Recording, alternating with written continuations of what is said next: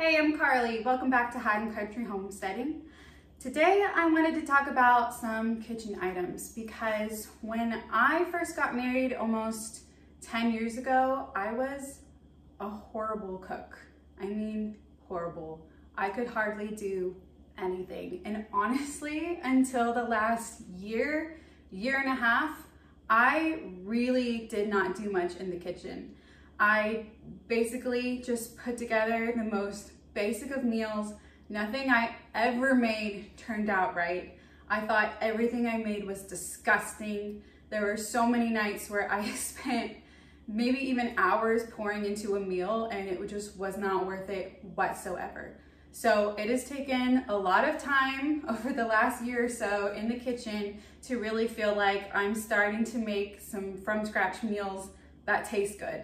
And it's taken a long time to do that, but I truly just never learned to cook many things growing up. And I did the most basic noodle boiling in college that I possibly could. And I've done a lot of eating out in my life. That is primarily where I got all of my food, was delicious restaurants. So I, number one, didn't know how to cook anything myself. And number two, when I did cook, I thought it tasted terrible because all the food that I've grown up eating had come from restaurants and it was delicious. And it was full of sodium and sugar and amazing things. And that's what I wanted my food to taste like. And that wasn't just not gonna happen. So over the years, I've got some gadgets that I wish I had had years ago when I first started to cook. That would have made my life easier, and things that I just really would have loved to have, especially when I first got married and I was cooking for someone else, and now that I have children, and so I'm cooking for even more people every single day. So these are some things that I've gotten over time, and a lot of them, honestly, within the past couple of months that I now love and can't believe that I didn't have sooner. And if I had them sooner, I would have enjoyed cooking a lot more. So now that we're having our gift giving season, I thought if there's somebody who's maybe a new cook or wants to try some new things to make cooking easier, I would love to go over these things with you, and maybe this is something that you could get them for the holidays. So everything that I talk about today, I will link in the description on where to find them, and let's get started. Okay, the first, smallest and most important thing that I want to talk about today is this meat thermometer. Now, this may be a silly item, but I am notorious for overcooking meat, and it's just dry and awful because growing up, I was just absolutely terrified of eating undercooked meat, and that I was going to make myself sick, and that I was going to make everybody that was eating my food sick. And I couldn't stand the thought of it. So I had never owned a meat thermometer until about a year ago, and it has changed my life. I use this thing every day. It has been a lifesaver. It's been amazing. And my husband is extremely happy for not dry, overcooked meat, as am I. So I use this every day. This is so simple, cheap, easy to use. It's a digital readout. You just pull the probe out. It'll show you the digital readout here. So easy to use, and it takes just a second to tell you what the temperature is, so you're not standing there waiting for a long time, burning your fingers holding this close to your food. So absolutely love this. I think this is a must-have, especially for young people in college who are just starting to cook perhaps on their own. You need this. I love this. The next thing I want to talk about is this. This is an Immersion Blender. So if you don't want to have a full blender where you pour things in, blend it up, and pour it out, this is something really easy to use. It comes apart in 2 pieces, so you can just put it away in a drawer or wherever you can store things. And it's very simple to clean, but you just plug it in, and you can use this if you're going to make like a creamy soup or stew and you need to blend it up. You can stick this in maybe a wide mouth mason jar and blend up things if you want just a single serving of a smoothie, or if you're making something like mayonnaise or some kind of condiment. This is really simple, easy to have, not very expensive, and I highly recommend having something like this on hand because then you're not dirtying another big dish, like cleaning all the parts of a blender, pouring hot liquids in, pouring hot liquids back out. You can just do this very gently in the same pot that you're cooking with, and it's a great tool to use. Now, speaking of pots, I just got for the first time this Le Creuset Dutch oven, and I've been so jealous of everyone who has one. I absolutely love it. It is so heavy, it is so sturdy, and what I'm coming to find that I love about it the most is that you can cook with it on the stove top, and then you can directly put this in the oven, which is something that I had never done before, and something that we're also gonna do with the skillet I'll talk about next. But this I am using for big batches of soups. I am using for cooking delicious meals where I want to saute maybe say chicken breasts or chicken thighs first, and then I want to stick it in the oven to finish cooking. I'm using this a lot for baking bread. This is the perfect thing that you can use to make your sourdough bread. You just stick it in with some parchment paper with the lid on for about 20 minutes and then the lid off for about 25 minutes, and you get perfectly crusty, delicious sourdough bread. So I'm loving this. This is an investment piece, but it's going to last years and years and years, and I'm very, very excited to have it. So in the same realm as that is this cast iron skillet. So this is a 12-inch cast iron, and cast iron takes some time getting used to, and I'm honestly still not used to it. I'm very bad about cleaning it right away. It does get cleaned, but with cast iron, you do have to remember a couple of things. You have to make sure that you clean it well. You don't use soap on it because it needs to stay what they call seasoned, so that it's a non-stick pan.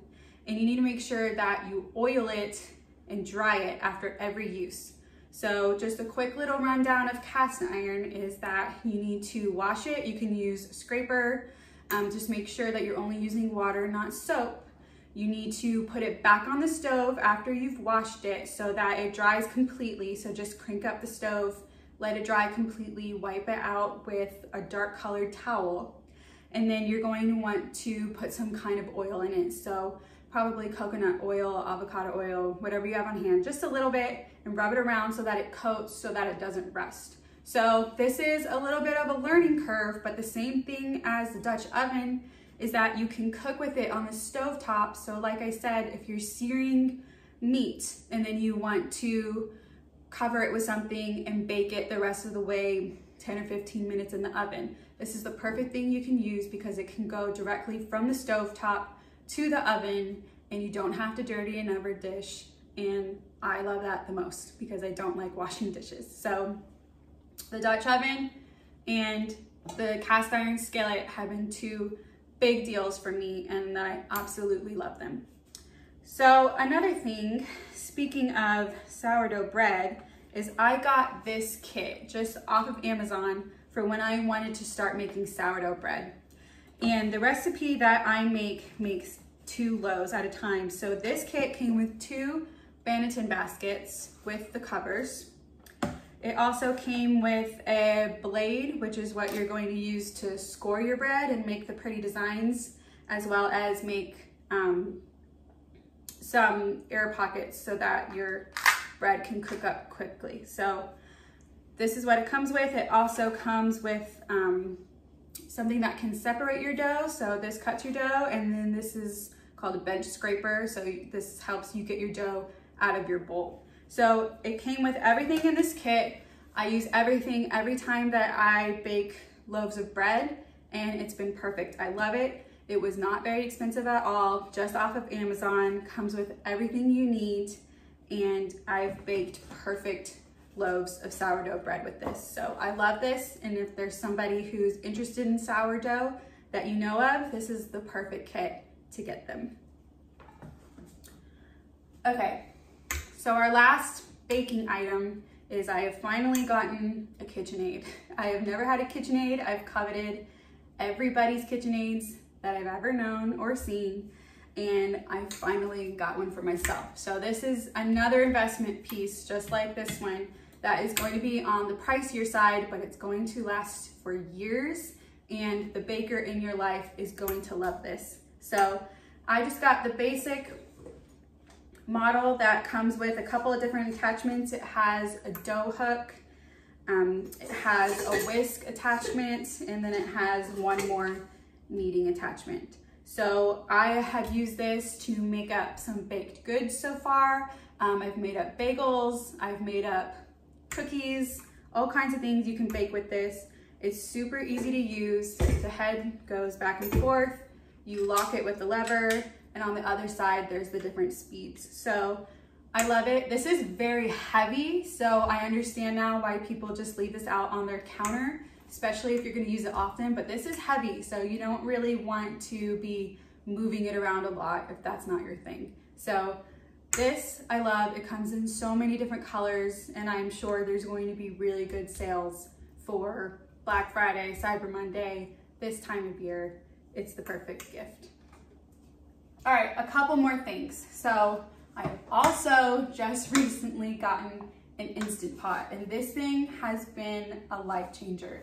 So I used to think that when I worked ahead and I thought through and I got out my crock pot and I prepped everything and got the crock pot started that morning, that I was a big deal. I thought I had my you-know-what together. I thought that I was gonna have the best day because I was smart, I was prepared, and I got my crock pot started in the morning. And so when I went off to work, it would just be cooking away, and I would get home and not have to worry about dinner. So I love my crock pot. That was amazing for when I was younger and I was first getting started cooking, and I thought that getting a crock pot meal together before I went to work for the day was amazing, and that I was the #1 wife and mother. But now that I don't have a lot of time on my hands because I have children, I have a job, I'm busy. So this thing has been amazing. So this is like a crock pot on steroids. You can get the same thing done in this in 30 minutes that you can do in a crock pot for 8 hours. And it's amazing. You can steam vegetables in a minute. You can make pork chops, you can make a roast just within an hour, and it's incredible. I can cook a whole frozen chicken in here in less than an hour. And that's been amazing because I will just throw the chicken in, frozen, whole, cook it for about 55 minutes. And then when I take the chicken out, shred it, I put all the bones back in and fill this up with water, and you can make bone broth without dirtying anything else, just within the same dish. Put that on for 3 hours, and then you have amazing bone broth as well. So this thing has been awesome. It's been such multi-purpose for me, and it's also thrown meals, really good, delicious meals together in a very short amount of time when I'm done working for the day and I need to get dinner thrown together for my family because I have little ones and they need to eat early. So this has been amazing. I highly recommend. I am a convert. You can do everything that a crock pot would do. You can saute in here so that if I was lazy before and I would never brown my meat on the stove because I didn't want to dirty the dish. I didn't want to do that in the morning when I was rushing on the way to work.